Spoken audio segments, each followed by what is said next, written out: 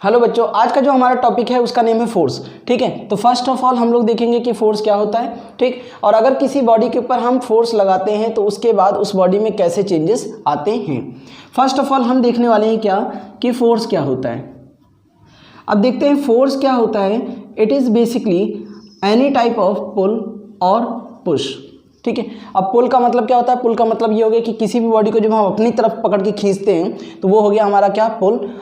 और पुश का मतलब हो जाएगा कि जब हम किसी भी बॉडी को अपने से अवे करेंगे। दैट मीन्स कि जैसे सपोज करो कि हमारे पास यहाँ पे एक बॉडी है।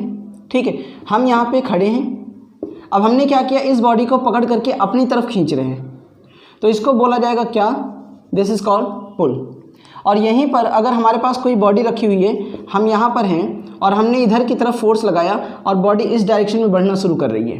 ठीक है, ये आगे की तरफ मूव कर रही है। हम यहाँ पे क्या कर रहे हैं, बॉडी को अपने से अवे कर रहे हैं, और यहाँ पर क्या कर रहे हैं, बॉडी को अपने क्लोज कर रहे हैं। तो इस तरीके के केस में हम कहेंगे कि हम बॉडी को क्या कर रहे हैं, पुल कर रहे हैं, और यहाँ पर हम कहेंगे कि हम बॉडी को क्या कर रहे हैं, पुश कर रहे हैं। तो बेसिकली फोर्स में क्या हुआ कि हम किसी भी बॉडी को या तो पुल करते हैं या पुश करते हैं। ठीक है, अब उसके बाद देखो क्या होता है कि जब हम ऐसा करेंगे तो बॉडी में कुछ तरीके के चेंजेस आएंगे। जैसे हो सकता है कि बॉडी पहले कैसी थी, यहाँ पर रेस्ट में थी। ठीक है, ये कोई ऑब्जेक्ट है जो कि ए है, इसका नाम रखते हैं। हमने क्या किया, इसको पुश किया। अब इसकी वजह से हो रहा है क्या कि बॉडी आगे की तरफ मूव कर रही है। इसका मतलब कि बॉडी पहले तो रेस्ट में थी, लेकिन अभी क्या हो गई, अभी ये मोशन में आ गई। ठीक है, यहाँ पे क्या कर रहे हैं कि जैसे सपोज करो कि हमारे पास कोई बॉडी तेज़ी से आ रही थी। ठीक, हमने क्या किया, उसको यहाँ पर फोर्स लगाना शुरू किया और इसकी वजह से ये तुरंत रेस्ट में आ गई। ठीक है, हमने क्या किया, अपने हाथ से ऐसे फोर्स लगाया और उसके बाद बॉडी किस में आ गई, रेस्ट में थी। और बॉडी पहले क्या थी, ये इस तरीके से मोशन में थी और हमारी तरफ आ रही थी। हमने ठीक अपोजिट फोर्स लगाया, उसकी वजह से बॉडी क्या हो गई, रेस्ट में हो गई। तो हमने क्या देखा कि फोर्स लगाने की वजह से समटाइम्स ऐसा देखने को मिलता है कि अगर कोई बॉडी रेस्ट में है तो वो मोशन में आ जाती है, और अगर कोई बॉडी पहले से मोशन पे थी, हमने फोर्स लगाया, तो वो रेस्ट में आ सकती है।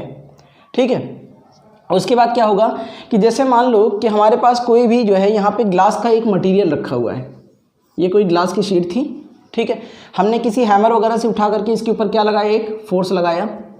जैसे ही फोर्स लगाएंगे हम देखेंगे ये ग्लास इस तरीके से छोटे छोटे टुकड़ों में टूट जाएगा। इसका मतलब कि समटाइम्स ऐसा भी हो सकता है कि अगर हम किसी बॉडी के ऊपर फोर्स लगाएं तो वो बॉडी कई सारे पार्ट्स में क्या हो सकती है, ब्रेक हो सकती है। ठीक है, इसके अलावा देखते हो कि अगर तुम्हारे पास जैसे सपोज करो कि एक जो है फुटबॉल थी, तुमने इस फुटबॉल को अपने हाथ से इस तरीके से इधर से और ऊपर से और नीचे से दोनों साइड से क्या किया, एक तरीके से फोर्स लगा के दबाया है। तो हो सकता है यही फुटबॉल कुछ इस तरीके के शेप में आ जाए। मतलब क्या हुआ कि यहाँ पे बॉडी का शेप चेंज हो गया। ठीक है, तो फोर्स में हम लोग क्या क्या देख रहे हैं कि फोर्स बेसिकली किसी भी रेस्ट बॉडी को मोशन में ला सकता है। ठीक है, मोशन वाली बॉडी को रेस्ट में ला सकता है। किसी भी बॉडी का जो शेप बेसिकली ब्रेक कर सकता है, उसको तोड़ सकता है, छोटे छोटे पार्ट्स में ब्रेक कर सकता है, और किसी भी बॉडी को डिफॉर्म कर सकता है। ठीक है, तो ये हो गया हमारा क्या, फोर्स। सो फोर्स की अगर हम लोग डेफिनेशन देखें तो फोर्स क्या हो जाएगा, force is an external cause. ठीक है, force is an external cause. अब एक्सटर्नल कॉज क्यों है, क्योंकि फोर्स हम लोग बाहर से लगा रहे हैं इस बॉडी के ऊपर। ठीक है, यहाँ पे ध्यान देना है कि जब तक हमने फोर्स को लगा रखा है, ये फुटबॉल थोड़ा सा डिफॉर्म शेप में है, लेकिन जैसे ही हम उस फोर्स को हटा देते हैं, अपने हाथ अलग कर लेते हैं, वो फुटबॉल वापस से अपने साइज में आ जाएगी। इसका मतलब कि फोर्स का इफेक्ट तभी तक रहेगा जब तक वो फोर्स लगता रहता है। जैसे ही उस फोर्स को या उस एक्सटर्नल कॉज को हम हटाते हैं, समटाइम्स देखने को मिलता है कि बॉडी वापस से अपना साइज रिगेन कर लेती है। ठीक है, तो यहाँ पे हम लोग सीखने वाले हैं क्या कि फोर्स क्या हो गया, ये एक एक्सटर्नल कॉज हो गया। ठीक है, ये क्या है, एक external cause which can first move a body which was at rest. ठीक है, तो एक बॉडी को मूव करा सकता है जो कि पहले क्या थी, रेस्ट में थी। Second, can stop a moving body.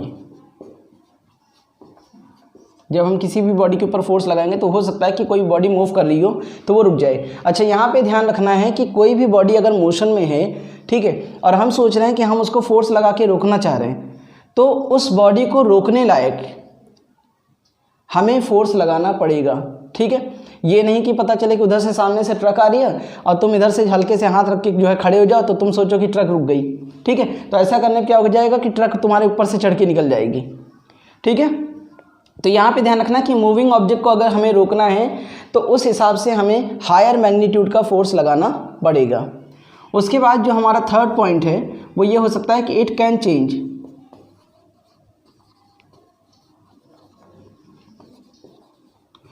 The shape and size of a body, और फिर it can deform a body. ठीक है, एक पॉइंट ये भी हो गया कि ये बॉडी को डिफॉर्म कर सकता है। ठीक है, और बॉडी डिफॉर्म फॉर्म में तब तक रहेगी जब तक वो एक्सटर्नल फोर्स वर्क कर रहा है। जैसे ही उस फोर्स को हटा देंगे बॉडी वापस से अपने साइज में आ जाएगी।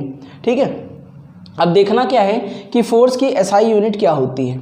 ठीक है, तो एसआई यूनिट ऑफ फोर्स अगर हम देखें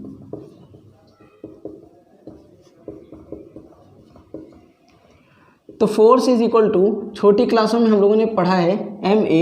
एम का मतलब हो गया मास, ए का मतलब हो गया एक्सेलेरेशन।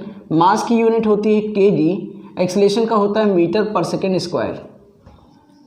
तो अगर हम इसके डेराइव यूनिट की बात करें तो ये हो जाएगा किलोग्राम मीटर पर सेकेंड स्क्वायर, और अगर हम इसकी एसआई यूनिट की बात करें तो वो हो जाता है न्यूटन। क्या हो जाएगा? न्यूटन, जिसको हम रिप्रेजेंट करेंगे कैपिटल एन से। ठीक है, तो ये इसकी एसआई यूनिट है। फोर्स की एसआई यूनिट क्या है? न्यूटन। ठीक है, क्यों? क्योंकि इसको न्यूटन ने डिस्कवर किया था। ठीक है, तो फोर्स की यहाँ पे एसआई यूनिट हम लोगों ने देख लिया क्या होती है, न्यूटन। अदरवाइज अगर इस फॉर्म में देखा जाए तो किलोग्राम मीटर पर सेकेंड स्क्वायर, ये भी इसकी एक यूनिट हो सकती है। अदरवाइज एसआई यूनिट की हम जब बात करेंगे तो वो हो जाएगी हमारी क्या? न्यूटन। ठीक है, अब हम देखते हैं कि जब हम किसी बॉडी के ऊपर फोर्स लगाते हैं तो उसके बाद क्या होने वाला है। क्या वो बॉडी सच में मूव करेगी?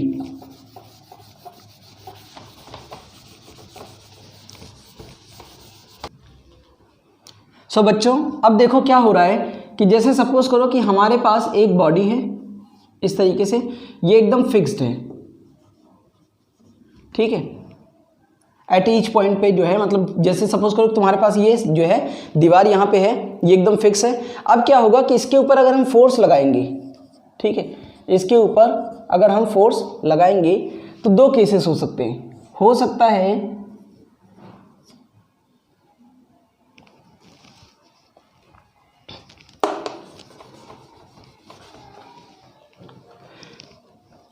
तो यहाँ से तुम्हारे पास दो केसेस हो जाएंगे।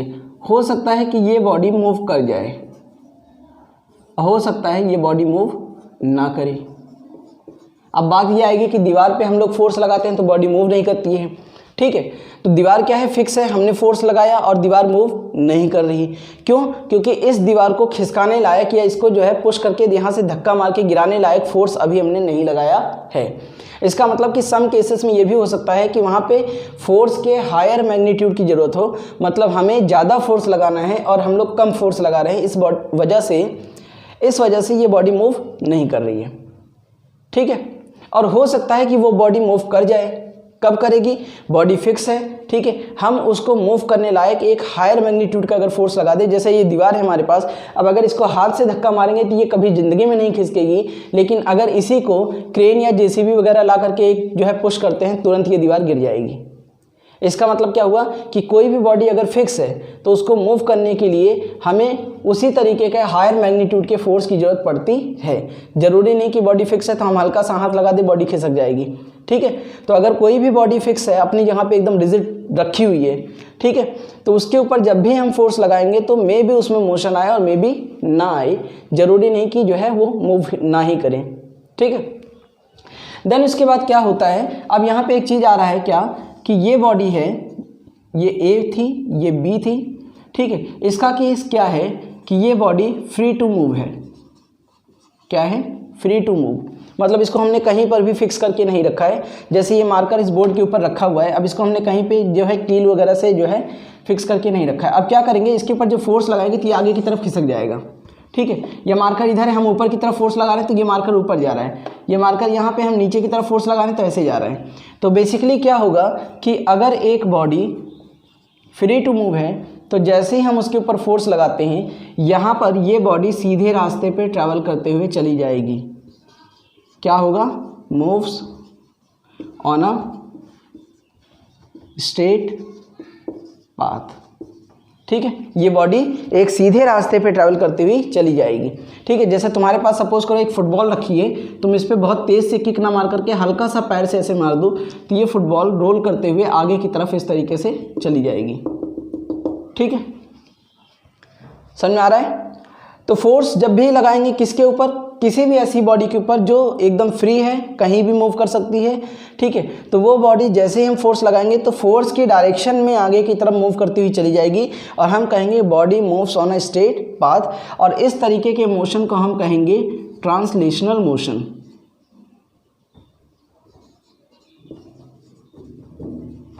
ट्रांसलेशनल मोशन, ठीक है, या रेक्टिलिनियर मोशन भी बोल सकते हो। रेक्टिलिनियर का मतलब भी होता है कि बॉडी एक स्ट्रेट रास्ते पे, ये सीधे रास्ते पे चल रही है। ठीक है, तो हमने क्या देखा? अगर कोई बॉडी फ्री टू मूव है, इसका मतलब हमने उसको पकड़ के नहीं रखा है, किसी पॉइंट पे फिक्स नहीं किया है, तो जैसे ही उसके ऊपर फोर्स लगाएंगे वो बॉडी एक सीधे रास्ते पे ट्रैवल करती हुई आगे बढ़ेगी और इस तरीके के मोशन को हम बोलेंगे ट्रांसलेशनल मोशन। क्लियर? देन हम लोग एक थर्ड केस ले रहे हैं। जैसे हमारे पास ये कोई रॉड या इस तरीके की कोई चीज़ रखी हुई है। अब हमने क्या किया कि इसको, ये सपोज करो तुम्हारी स्केल है। ठीक है, इस स्केल में हमने एक छोटा सा जो है होल किया और यहाँ पर कील वगैरह लगा करके इस बोर्ड में सपोज करो हमने ऐसे फिक्स कर दिया। ठीक है, अब क्या हो रहा है कि ये वाला पॉइंट इसका फिक्स हो चुका है, बाकी ये मूव कर सकता है। अब जैसे ये मार्कर है, हमने इसको फिक्स कर दिया तो ये ऐसे ऐसे घूमेगा। ठीक है, तो क्या होगा अगर इस बॉडी के ऊपर हम फोर्स लगाएं, अगर इस बॉडी के ऊपर फोर्स लगाएं तो क्या होगा? देखो ये चीज़ इस तरीके से जाएगी क्योंकि ये पॉइंट फिक्स है, तो जैसे एक सर्कल घूमता उस तरीके से ये ऐसे घूमते हुए वापस आ जाएगी। समझ रहे हो?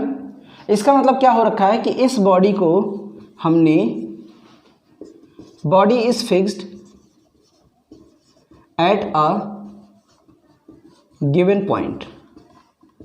बॉडी को हमने क्या कर रखा है? एक पॉइंट पे फिक्स कर रखा है। तो उस पॉइंट का नाम हम देंगे क्या? Pivoted point. क्या नाम देंगे? Pivoted point. तो देखो यहाँ पे क्या होगा कि हमने किसी भी बॉडी को एक पॉइंट पे फिक्स कर दिया और उस पॉइंट का नाम रखा पाइवोटेड पॉइंट। ठीक है, और अब क्या होगा कि बॉडी इस पॉइंट के अराउंड में इस तरीके से घूमेगी। ठीक है, ये पॉइंट अपनी जहाँ पे फिक्स है, बॉडी इस तरीके से रोटेट करेगी। ठीक है, तो इसको हम लोग एक्सिस ऑफ रोटेशन भी बोल सकते हैं। ये जो हमारा पाइवोटेड पॉइंट है इसको हम क्या बोल सकते हैं? Axis of rotation. ठीक है, क्या नाम दिया? Axis of rotation. तो हमने क्या देखा कि अगर हमारे पास कोई एक बॉडी है, उसको एक पॉइंट पे हमने फिक्स किया, अब हम क्या कर रहे हैं? उसके ऊपर इस तरीके से फोर्स लगा रहे हैं, तो हम देख रहे हैं वो बॉडी अपने उस पॉइंट के अराउंड में, जिस पॉइंट का नाम हम लोग रख रहे हैं एक्सिस ऑफ रोटेशन या पाइवोटेड पॉइंट, वो बॉडी उस पॉइंट के अबाउट इस तरीके से रोटेट करना शुरू कर जाएगी। ठीक है, तो इन दैट केस हम कहेंगे कि हमारी बॉडी क्या हो रही है? रोटेट कर रही है। It rotate about pivoted point. ठीक है, और इस तरीके के मोशन को हम कहेंगे क्या? Rotational motion. क्या बोलेंगे? Rotational motion. तो कई बार हमारे पास क्वेश्चन आता है क्या कि ट्रांसलेशनल मोशन के लिए और रोटेशनल मोशन के लिए कंडीशंस क्या हैं। ठीक है, तो ट्रांसलेशनल मोशन के लिए क्या होगा कि बॉडी फ्री टू मूव होनी चाहिए, एंड रोटेशनल मोशन के लिए क्या होना चाहिए कि बॉडी को किसी एक पॉइंट पे पाइवोटेड करके रखना चाहिए और वो इसी पाइवोटेड पॉइंट के अबाउट में क्या करेगी? मूव करेगी। क्लियर है? ठीक है, तो हमारे पास तीन केसेस आए। पहला केस, अगर कोई बॉडी एकदम फिक्स है बिल्कुल अपनी जगह पे, ठीक है, कील लगा करके या इस दीवार को ले ले। अगर कोई भी बॉडी एकदम फिक्स है तो उसके ऊपर जब फोर्स लगाएंगे तो अगर वो फोर्स हायर मैग्नीट्यूड का, मतलब कैपेबल होगा उस बॉडी को मूव कराने लायक, तो बॉडी मूव करेगी, अदरवाइज नहीं करेगी। सेकेंड केस हमारा है कि अगर बॉडी हमारी फ्री टू मूव है तो जैसे ही हम फोर्स लगाएंगे वो बॉडी एक सीधे रास्ते पे मूव करेगी। ठीक है, और उस तरीके के मोशन को हम बोलेंगे ट्रांसलेशनल मोशन। ठीक है, इसके लिए बॉडी का एकदम फ्री होना जरूरी है। ठीक है, थर्ड केस हमारा आता है कि अगर हम बॉडी को किसी एक पॉइंट पे फिक्स कर दें, पाइवोट कर दें, ठीक है, उसको एक्सिस ऑफ रोटेशन बना दें, अब हम फोर्स लगाएंगे तो वो बॉडी उस एक्सिस ऑफ रोटेशन या पाइवोटेड पॉइंट के अबाउट में रोटेट करना शुरू कर जाएगी, जिसको हम बोलेंगे क्या, रोटेशनल मोशन। ठीक है, उसके बाद हम यहाँ पे देखने वाले हैं कि मोमेंट ऑफ फोर्स क्या होता है। अगला जो हमारा पॉइंट है वो है क्या, मोमेंट ऑफ फोर्स। तो नेक्स्ट टॉपिक हमारा है मोमेंट ऑफ फोर्स। ठीक है, इसको इन शॉर्ट हम लोग MOF लिखेंगे। ठीक है, this is moment of force या turning effect of a body.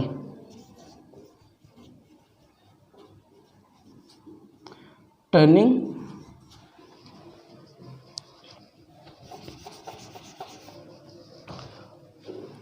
So this is moment of force, और इसको दूसरा हम क्या बोल सकते हैं कि टर्निंग इफेक्ट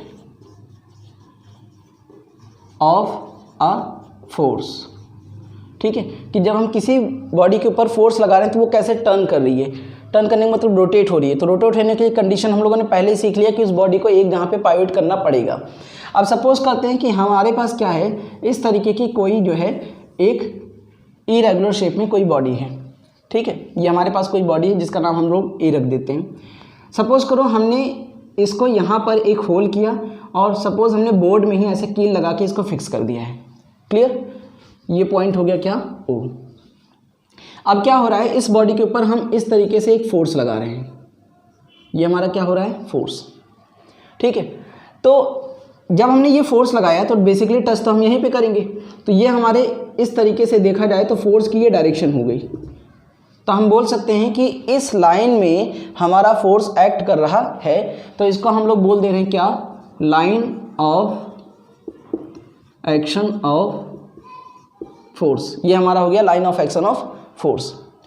अब क्या होगा कि जब हमें मोमेंट ऑफ फोर्स पता करना है तो हमें फॉर्मूला सिखाया गया है कि this is force into distance. ठीक है, D फॉर डिस्टेंस। अब बात ये आती है कि डिस्टेंस लेना कैसे है, तो हमेशा ध्यान रखो, हमें हमेशा इस line of action of force की जो डिस्टेंस लेना है इस पाइवोटेड पॉइंट से लेना है। लेकिन ध्यान रखना है, फोर्स तुम यहाँ लगाओ, कहीं भी लगाओ, लेकिन ये जो डायरेक्शन जा रही है हमें वहाँ से हमेशा एक परपेंडिकुलर वे में ही इस डिस्टेंस को कंसीडर करना है। ठीक है, ये जो डिस्टेंस है परपेंडिकुलर वे में लिया गया है, कहाँ से, from the pivoted point two the line of action of force. ठीक है, तो यहाँ पे MOF पता करने के लिए जब हम फॉर्मूला रखेंगे तो हम कहेंगे कि this is F into distance, मतलब फोर्स इंटू डिस्टेंस। ठीक है, अब एक चीज़ ध्यान दो कि हमें पता है कि अगर ये पाइवोटेड पॉइंट है और ये वाली डिस्टेंस हमारी थोड़ी सी, जैसे फोर्स हमने यहाँ लगाया इसको और यहाँ पे लगा दें। ठीक है, तो इससे क्या होगा कि बॉडी रोटेट होने में आसानी होगी। जैसे सपोज करो कि ये मार्कर है, हम अगर फोर्स यहाँ लगाते हैं बॉडी बड़ी आराम से रोटेट हो रही है, लेकिन अगर हम यहाँ लगाते हैं थोड़ा सा हमें ज़्यादा फोर्स लगाना पड़ रहा है, और यहाँ लगाते हैं देखो आराम से मूव कर रहा है। इसका मतलब कि पाइवोटेड पॉइंट से जितना ज़्यादा डिस्टेंस में हम फोर्स लगाएंगे उतनी ही आसानी से हमें टर्निंग इफेक्ट मिलने वाला है। पहला चीज़ तो ये हो गया। दूसरा, अगर सपोज करो हम डिस्टेंस यहाँ पे इतना ही रख रहे हैं, लेकिन जैसे अभी हमने आराम से फोर्स लगाया, अब हम थोड़ा सा तेज़ से फोर्स लगा रहे हैं, तो हो क्या रहा है कि अगर डिस्टेंस कांस्टेंट लेके चल रहे हैं तो ये जो टर्निंग इफेक्ट है वो इस बात पे डिपेंड करेगा कि हम फोर्स कितने मैग्नीट्यूड का लगा रहे हैं। जितना ज़्यादा फोर्स लगाएंगे उतनी तेज़ी से बॉडी रोटेट करेगी, जितना आराम से फोर्स लगाएंगे उतनी ही बॉडी आराम से रोटेट करेगी। ठीक है, सो हमारे पास यहाँ पे क्वेश्चन है क्या कि फैक्टर्स अफेक्टिंग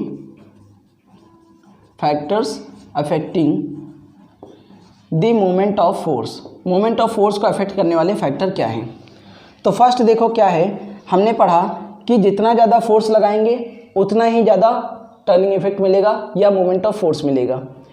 दूसरा पॉइंट, जितने ज़्यादा डिस्टेंस पे लगाएंगे, पाइवोटेड पॉइंट से जितना ज़्यादा दूर रखेंगे अपने फोर्स को उतना ही ज़्यादा टर्निंग इफेक्ट मिलेगा। पाइवोटेड पॉइंट के जितना क्लोज रखेंगे टर्न करने में बॉडी को उतनी ही दिक्कत होगी, उतना ही ज़्यादा फिर हमें फोर्स लगाना पड़ेगा। अगर हम डिस्टेंस कम कर लें तो हमें फोर्स की वैल्यू बढ़ानी पड़ेगी। तो factor affecting the moment of force या टर्निंग इफेक्ट कौन कौन से फैक्टर्स हैं। पहला हो गया मैग्नीट्यूड ऑफ फोर्स अप्लाइड। ठीक है, एंड द सेकेंड पॉइंट क्या होगा कि ये वाली जो डिस्टेंस है, अब इस डिस्टेंस को हम क्या बोलेंगे, this is the perpendicular distance. ठीक है, किसके distance, of the line of action of force कहाँ से लिया गया है? पाइवोटेड पॉइंट से। तो हम लिख रहे हैं the perpendicular distance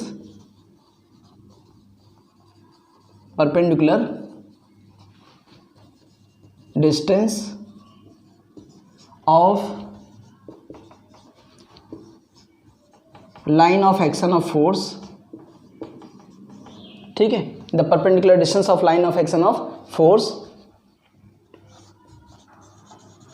from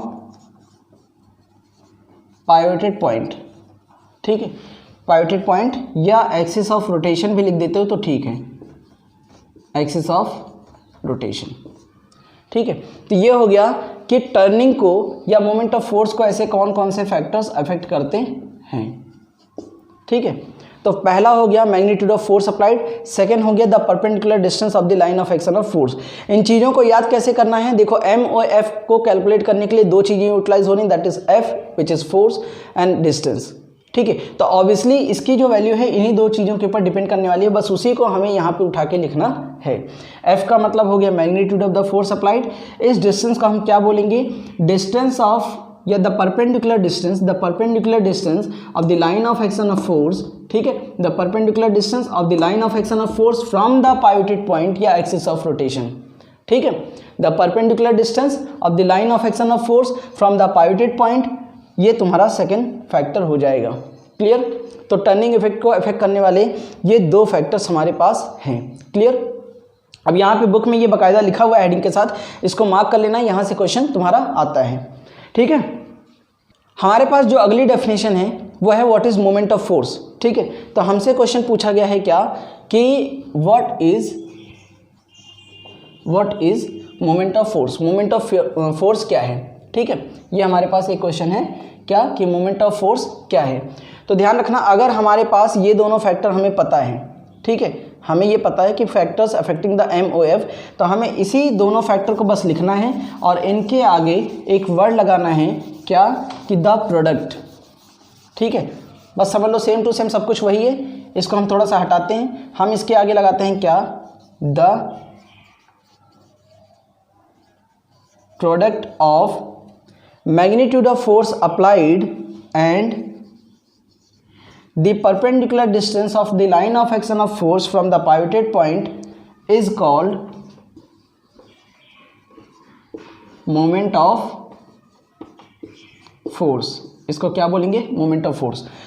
so करना कुछ नहीं है, बस हमें इतना ध्यान रखना है कि M O F is equal to F into D, ठीक है, एफ इंटू डी। अब एफ के बारे में ध्यान रखना है क्या है? ये तुम्हारा है मैग्नीट्यूड ऑफ फोर्स अप्लाइड, ये क्या है? The perpendicular distance of the line of action of force from the pivoted point, ठीक है। इन दो चीज़ों के आगे बस हमें लगाना है क्या? प्रोडक्ट, ठीक है। तो हमारी मूवमेंट ऑफ फोर्स की डेफिनेशन तैयार हो जाती है। अगर हमसे बोलता है कि what are the factors affecting the turning effect of a body, तो हमें लिखना है first point magnitude of force applied and second point the perpendicular distance of the line of action of force from the pivoted point और axis of rotation, ठीक है, इसको हटा देते हैं तो ये तुम्हारा फैक्टर हो जाएगा affecting the turning effect of body।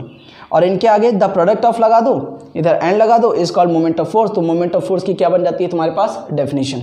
Clear है? उसके बाद हमारे पास अगला जो क्वेश्चन है वो है what is the SI unit of moment of force, ठीक है। मोमेंट ऑफ फोर्स की एसआई यूनिट क्या होती है?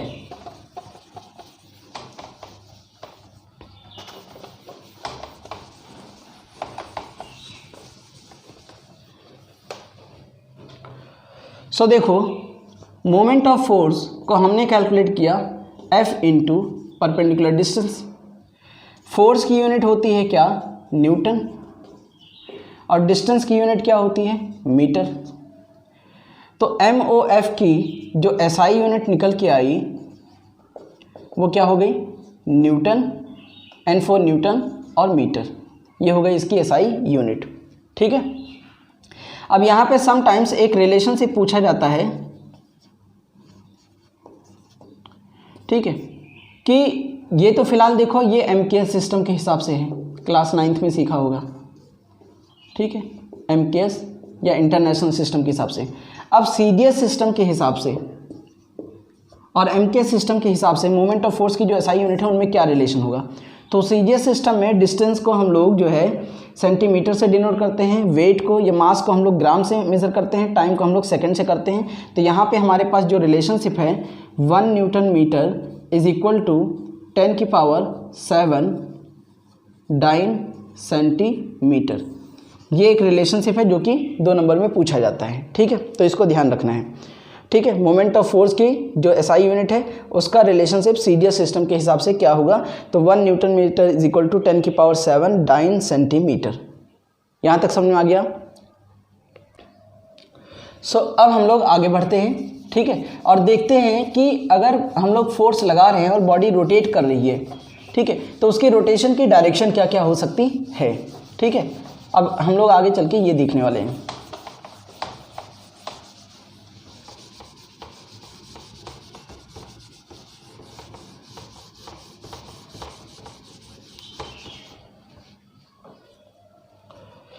ठीक है, यहाँ पे 2 चीज़ें हमारे पास आने वाली हैं, क्या कि क्लॉकवाइज मूवमेंट, ठीक है, और एंटी क्लॉकवाइज मूवमेंट।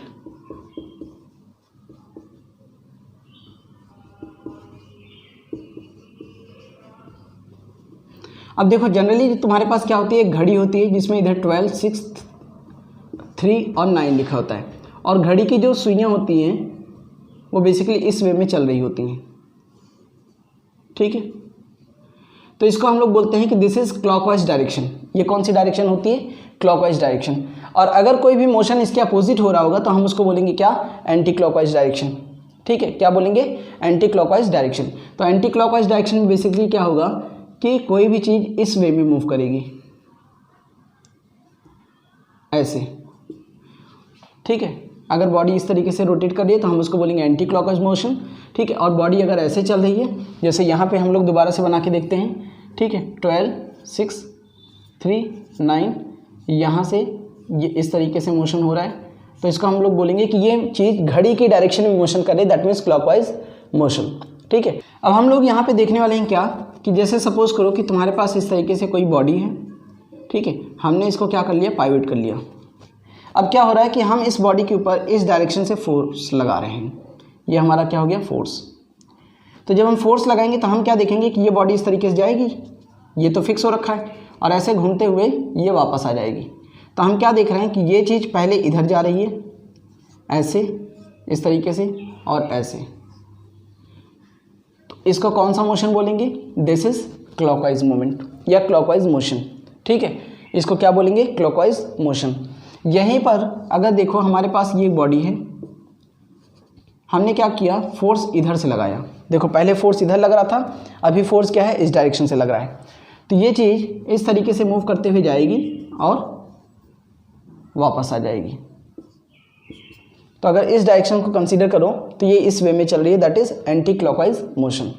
तो इसका मतलब कि जब भी कोई बॉडी टर्न होती है, ठीक है, जब किसी भी बॉडी को हमने एक पाइवटेड पॉइंट के अबाउट में हम चाहते हैं कि उसके ऊपर फोर्स लगाएं और उसको हमें टर्न कराना है, तो वो 2 तरीके से टर्न कर सकती है, एक क्लॉकवाइज मोशन और दूसरा एंटी क्लॉकवाइज मोशन।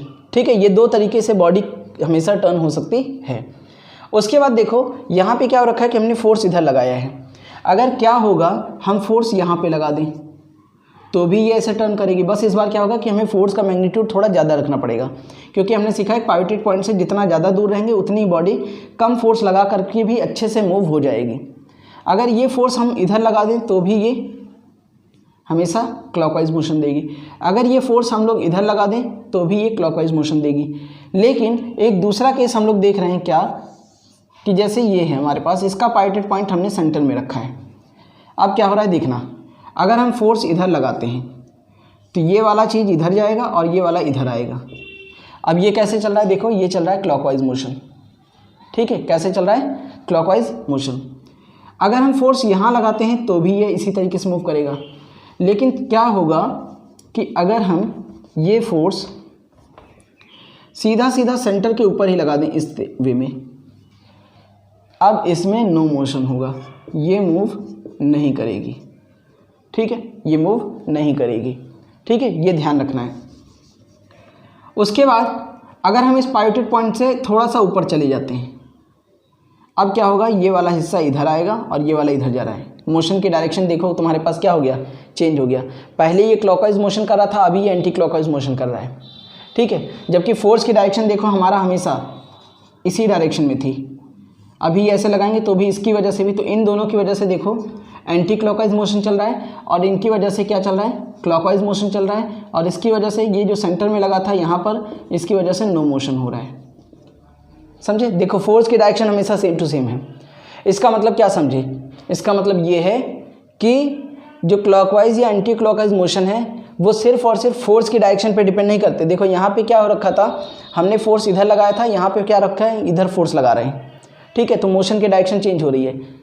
तो यहाँ से हम लोग क्या सीख रहे हैं इससे, कि कभी भी क्लॉकवाइज या एंटी क्लॉकवाइज जो मोशन हो रहा है वो सिर्फ और सिर्फ फोर्स की डायरेक्शन पे डिपेंड नहीं करता, वो इस बात पे भी डिपेंड करता है कि तुम्हारा पाइवोटेड पॉइंट कहाँ पे रखा गया है।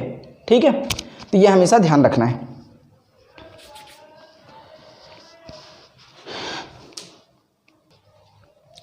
उसके बाद ध्यान रखना है कि क्लॉकवाइज जब मूवमेंट होगा, ठीक है, क्लॉकवाइज जब मूवमेंट होगा तो ऑब्वियसली हमने फोर्स लगाया है, तो ये फोर्स की डायरेक्शन निकल रही है और ये पाइवोटेड पॉइंट से परपेंडिकुलर डिस्टेंस। तो मोमेंट ऑफ फोर्स यहाँ पे भी कैलकुलेट किया जा सकता है, सेम वही फॉर्मूला F/d रख के। बट यहाँ पे ध्यान रखना है कि जब हम MOF कैलकुलेट करेंगे तो सपोज़ यहाँ न्यूमेरिकल वैल्यू हमारी आ चुकी है, यहाँ हमने न्यूटन मीटर भी लगा दिया है। अब दो चीज़ें हैं, ठीक है, क्लॉकवाइज मोशन के केस में हम इसकी वैल्यू नेगेटिव लेके चलेंगे। ठीक है, हम इसकी वैल्यू क्या लेके चलेंगे, नेगेटिव। जैसे सपोज़ हमने फोर्स लगाया 10 न्यूटन का और ये डिस्टेंस थी 2 मीटर, तो हमने कहा कि भाई 10 × 2 20 आता है, लेकिन हम लोग लिखेंगे -20 मीटर। ये हो गया मोमेंट ऑफ फोर्स। ठीक है, इस माइनस का मतलब ये है कि ये body because of this force clockwise motion कर रही है। तो चाहे तो हम लोग माइनस का साइन लगाएं, और अगर माइनस का साइन नहीं लगाते हैं तो हमें यहाँ ब्रैकेट में बताना पड़ेगा कि ये किस तरीके का मोशन है। ठीक है, दो में से एक काम हमें करना है, या तो हम क्लियर ब्रैकेट में बताएं कि ये कैसा मोशन है, और या तो यहाँ पे साइन लगाएं कि हाँ माइनस का है या प्लस का है। तो माइनस है तो क्लॉकवाइज होता है, और अगर तुम्हारा MOF पॉजिटिव लिया गया है तो वो एंटी क्लॉकवाइज होता है। ठीक है, एंटी क्लॉकवाइज के केस में जो है तुम्हारा MOF या मोमेंट ऑफ फोर्स हमेशा पॉजिटिव लिया जाता है। ठीक है, जैसे यहाँ पे भी वही केस होता कि F = सपोज हम 10 न्यूटन लेते और D = 2 मीटर होता, तो moment of force 20 newton metre आता, लेकिन प्लस का आता। ठीक है, हमारा जो नेक्स्ट पॉइंट है वो ये है कि जब भी हम फोर्स लगाते हैं किसी भी बॉडी के ऊपर, तो हमने एक सीख लिया क्या, कि वो बॉडी टर्न करेगी। ठीक है, और टर्न करेगी तो भी तो उसके भी तो दो डायरेक्शन हो गई, एक तुम्हारा क्लॉकवाइज डायरेक्शन हो गया, एक एंटी क्लॉकवाइज डायरेक्शन हो गया। अब बात ये आती है कि मान लो कि हमारे पास कोई एक बॉडी थी, ठीक है, वो इस तरीके से मूव कर रही थी। ठीक है, इसका मोशन इस तरीके से चल रहा है, तो इसकी डायरेक्शन अगर हम देखें तो हम कहेंगे क्या, कि ये बॉडी अभी फ़िलहाल के लिए एंटी क्लॉकवाइज मोशन में चल रही है और इसके ऊपर इस वे में फोर्स लग रहा है, ये एक फोर्स इसके ऊपर एक्ट कर रहा है। ठीक है, तो इससे क्या होगा, अब देखो एंटी क्लॉकवाइज मोशन चल रहा है। क्वेश्चन ये है कि डायरेक्शन ऑफ जो रोटेशन है वो किस फैक्टर्स के ऊपर डिपेंड करता है, ठीक है, या उसको चेंज कैसे कर सकते हैं। ठीक है, तो क्वेश्चन ये हो गया कि how can you change the direction of rotation. ठीक है, अब यहाँ से हम दो केसेस देख रहे हैं। क्या, देखो ये बॉडी थी, फोर्स देखो अपवर्ड डायरेक्शन में है, ठीक है, लेकिन अभी लग रहा है कहाँ पर, एट पॉइंट ए पर सपोज करते हैं। ठीक है, और ये हम सपोज कर रहे हैं क्या, बी पॉइंट। फोर्स कहाँ है, अपवर्ड डायरेक्शन में, पॉइंट कहाँ है, ए। ठीक है, तो ऊपर की तरफ फोर्स लग रहा है और ए पॉइंट पर लग रहा है। अब हमने क्या किया कि इस फोर्स को ऊपर ही रखा है इस वे में, लेकिन इसको लगा दिया है एट बी पॉइंट पे। अब क्या होगा, जब हम ऐसे फोर्स लगाएंगे तो ये चीज़ इस तरीके से मूव करेगी। डायरेक्शन कैसा आ गया, क्लॉकवाइज डायरेक्शन। किस तरीके से मूव कर रही है, क्लॉकवाइज डायरेक्शन में। ठीक है, तो पहला पॉइंट क्या निकल के आता है कि by changing the point of application of force, that means कि जहाँ पे फोर्स वर्क कर रहा था हमने उस पॉइंट को अगर चेंज कर दिया तो बॉडी का रोटेशन का डायरेक्शन क्या हो सकता है, चेंज।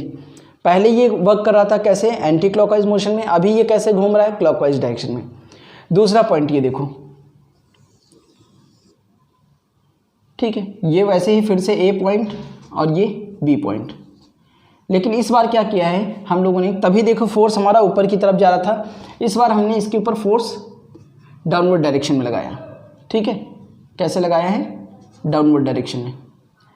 तो अभी क्या होगा कि ये हमारा फोर्स हो गया, पहले अपवर्ड था अभी डाउनवर्ड है।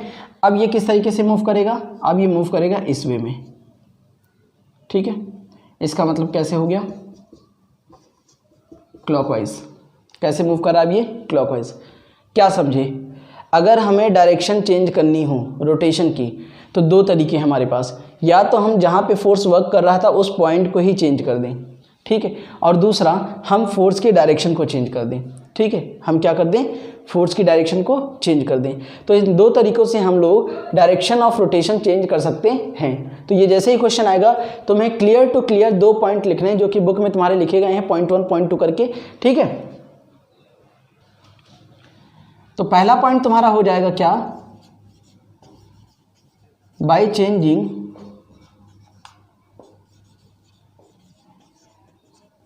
The point of application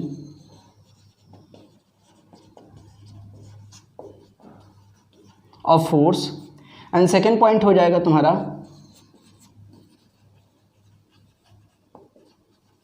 by changing the direction of force.